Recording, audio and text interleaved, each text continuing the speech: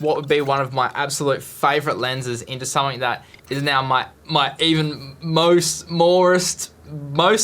favoriteest lens. I don't know, it's just freaking sick.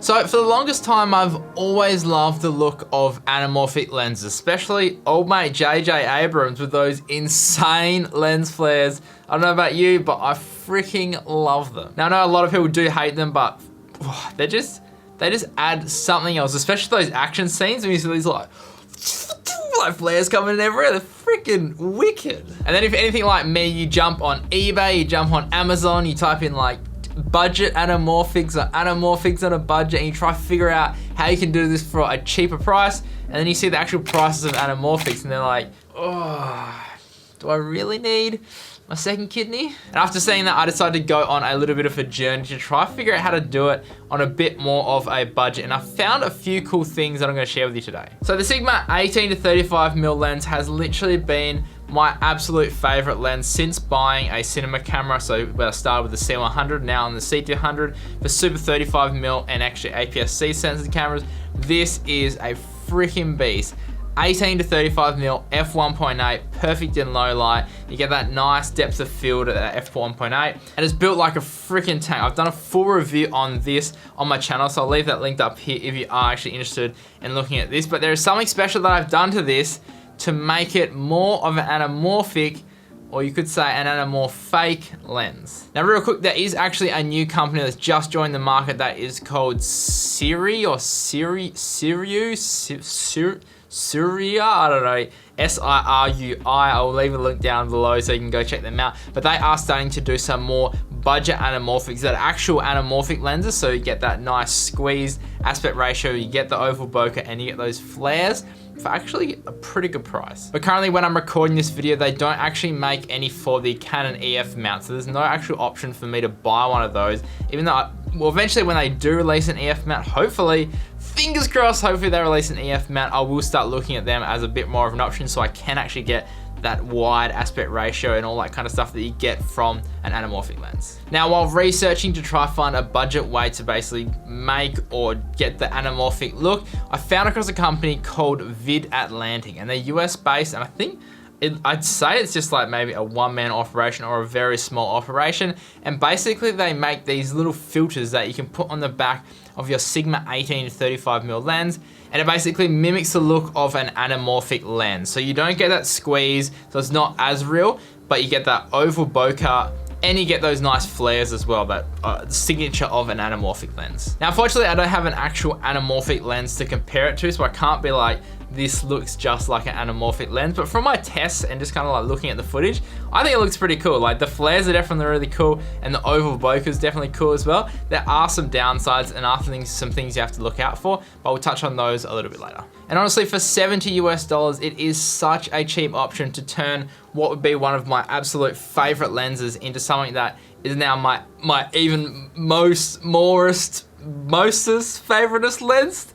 I don't know, it's just freaking sick. So the actual product itself is this wafer thin piece of 3D printed plastic that attaches to the back side of the lens. And when you're actually purchasing this, there are a few different options that you can choose from. I opted for the flare option, so I wanted to get those nice aqua, those nice teal flares coming in. You can opt for having no flares, just having the oval bokeh. And then you can also opt for like different things like pink and green and just crazy different flares if you are looking for some sort of, you know, being a bit more creative. Now, one thing to mention is that because it has to be paper thin to not interfere with like the lens mount and the actual electronics and all that stuff, it means that it is super duper fragile. So you can see when you first look at it, like the 3D printing is so thin. It almost looks like it's been like sanded down to make it this thin. And you just have to be ridiculously careful when you're installing it and when you're actually tightening down the screws so you don't snap it, because it will snap so easy.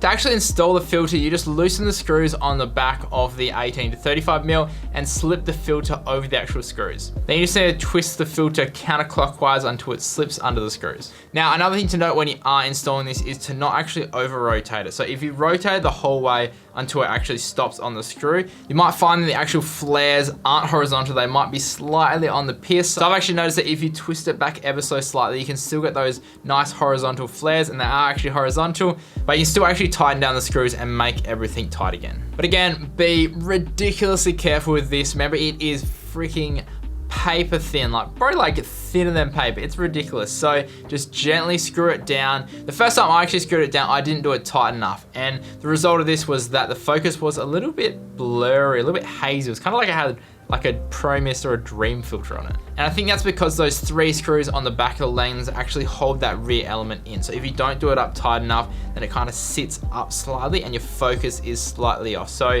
it's a fine line between like not screwing it in too tight and snapping the actual filter, and then tightening it up enough so you don't lose that focus. So the advice from me is just to tighten up a little bit, don't over tighten it, chuck it on your camera, test it out to see if the focus is all good. If it isn't, then tighten it down a little bit more, but just be very, very careful. Now, I know why most of you are here, and that is to see these freaking amazing lens flares. So let me throw this lens on my camera and I'll show you exactly what I mean. So as you can see, the lens flares are freaking sick. It's just, every time I shoot in this lens now, I'm like, it's annoying, but because I'm just pointing it at lights. I'm like, someone shine a light in my lens so I get a friggin' awesome flare. So one thing to note is that the light source has to be very, very direct into the lens, and it has to be very, very bright. So for instance, like this light, if we shine it into this lens, which obviously isn't an anamorphic lens, you can see that it's actually quite bright, and it's kind of just like, it's getting some weird, funky things going on the lens. That's pretty whack. But anyway, see, there's no flares, but this is very bright. So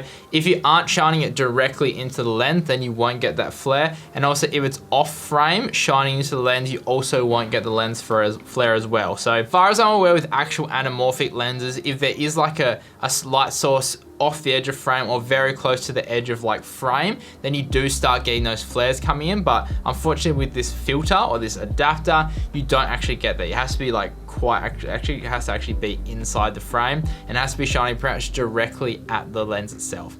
And you also don't get like really crazy like actual anamorphic flares unless you're like very, very close to the lens. Like before, when I was like pretty much this close, it's like you have to get ridiculously close to get them to do those crazy big beams and be crazy colorful. So even if we did have a very bright light source, but it was kind of like pointing down or something, you're not going to get as good a flare as if it was really pointing directly at the lens itself. But again, like $70, like did you just see that? How good were those flares? $70 US to adapt the lens to do that. It's sick. Now the oval bokeh is obviously another characteristic of an anamorphic lens, and this does a pretty good job, but there are a few things that you have to be aware of if you are looking at doing this method rather than obviously using an actual anamorphic lens. So obviously if you put the camera out of focus, you can see that the bokeh in the background actually does have that oval shape. But unfortunately, the problem with having a filter is that when you zoom into 35mm, the bokeh kind of starts being a little bit weird. So because it's shooting through a filter and not doing it in the actual lens itself, when you zoom in, you aren't actually utilizing all of that filter. So you can notice in this shot, when I'm zoomed all the way into 35mm and I'm actually moving the camera around, you can actually see that cutout in the disc in the back of the lens and kind of how it's affecting it. So the top of the bokeh gets cut off, you start getting some weird kind of like lines coming through it, and that is just the downside of actually shooting with an adapter rather than an actual anamorphic lens. But I mean, like for the most part, it looks pretty freaking good. Those oval bokeh out of focus bits just look freaking insane, especially when you're shooting like in this shot where there's lots of little fairy lights and you get all those little bits of bokeh. Like, it looks so good. Now there are actually a few downsides to putting a big filter on the back of your lens and stopping the amount of light coming through that it originally could. If you start to stop down the aperture, obviously the focus plane increases and you start to see that filter on the back of the lens. So as you can see in this shot, when we start stopping it down, that actual oval disc in the back of the lens starts becoming noticeable and it starts vignetting really, really bad, and you pretty much can't really shoot on this lens unless you're shooting pretty much wide open or almost wide open. Like even when I was shooting at f1.8 at 18mm, there was some vignetting on the edges of the frame, and obviously because it's actually a filter stopping the light on the edges of the frame. The whole idea of this is to get that oval bokeh anyway. So if you're not going to shoot wide open, there's not really any point in using it unless you want to obviously get the flares. But yeah, the idea is to get that oval bokeh. So shoot wide open, shoot at f1.8, f2 maybe, but just be aware that obviously the more you stop it down, the more vignetting you do get on the edges of the frame. When I was shooting at 35mm, I didn't really actually notice the vignetting as much. The only downside was obviously the bokeh started to look a little bit weird in some places because obviously it's chopping in or it's zooming in and it's only using a portion of the back of the lens to actually capture the image. But honestly, like overall, like I said, for $70 US, like you can't really go wrong. I mean, like I've started using it on pretty much every single product review I've been doing recently, so you've probably seen on my channel that you've started seeing flares on the actual product shots, and that is because I've been using this 18-35mm with that Vid Atlantic Anamorfake filter on the back. So for me personally, I'm just gonna leave it on there. I'm gonna keep using this. Hopefully it doesn't break anytime soon. I can keep using it, but I like the look. I like those flares. I like the oval bokeh, and it just looks, it looks slightly different, but different enough that you kind of like, oh, that's, what's so different about that image? So that's the reason I like it. And it's also a butt-ton cheaper than actually buying anamorphic lenses. However, I do want to try out some anamorphic lenses. So again, hopefully Siri, whatever that company is, hopefully they start releasing the Anamorphics for EF mount, and I'd love to try them out and see just how this goes against one of those. So guys, if you did enjoy this video, then consider liking and subscribing. And if you want to find out exactly where to buy this thing, I'll leave a link down below so you can check one out for yourself, and also check out the other products they've got on their website as well. They do have some more universal ones because obviously this is just specific to the Sigma 18-35mm, but yeah, check out what they've got. They've actually got some really cool products on their website. And as always guys, stay creative and just be you.